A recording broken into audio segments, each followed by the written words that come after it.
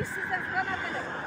Video kamera koyulmagan yerlerge, svetoforlar koyulmagan yerlerge mümkün boluşunça janagı 3 puttu video kamerаңарды Vega урматтуу Vega кызматчылар коюп, элдин өмүрүн сактоого, коркунучтан коргоого иш-аракеттерди жасаңыздар. Биз укук коргоо комитети ушуну суранат элек сиздерден.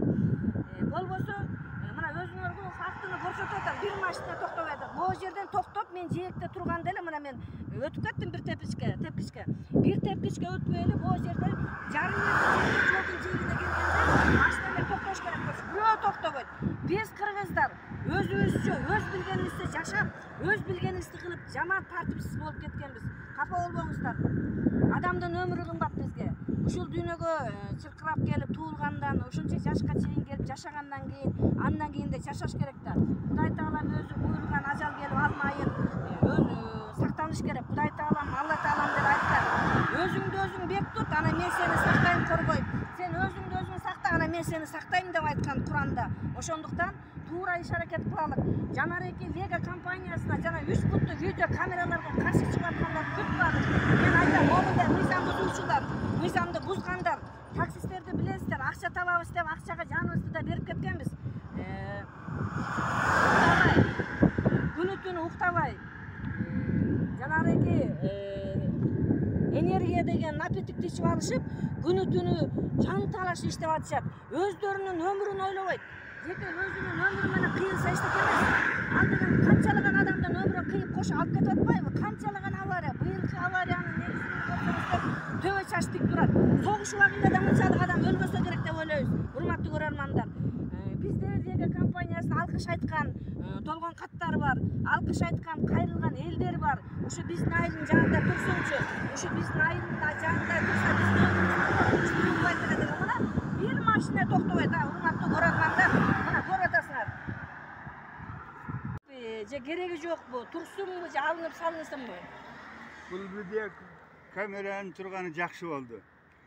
Бул турганга чейин мурунку жылдарда так ушул мына менден видео камерадан 100 метр төмөнүрөөк жерден аялын баласы менен коюп эки адам бир машина коюп өлтүргөн.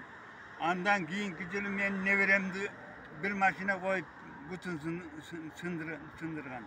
Бул камера тургандан бери жакшы, Кудайга шүгүр, биз мындай камераны көбөйтсө деп тилейм мен.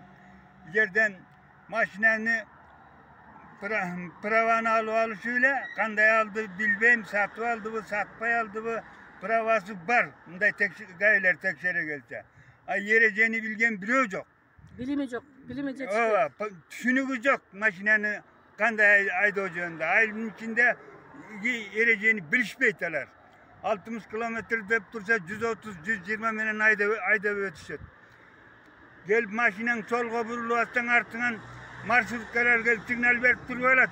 Тиги астыда машинаны сол жагынан өтүп аткан машинаны коёр, солго кайрылайын десем, артыңан тиги сигнал берип, карасаң маршрутка, башың барбы деп башыңды чугуп көрсөм, ичиндеги кишилер күлүп, анан өз жолу менен айдап кетип аткан маршруткалар жок эмес. Мен өзүм да машина айдаймын, мындайды бир нече жолу жолуктурдум. Себеби ал эрежени окуган эмес, билбейт деп мен так айта аламын.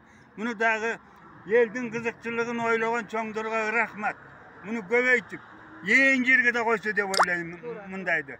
Бу камерага 100 метр, 200 метр калганда тормуз басып калышат.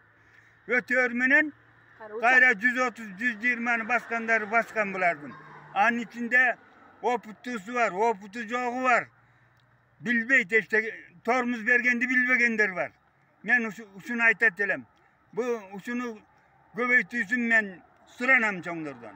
Рахмат сизге.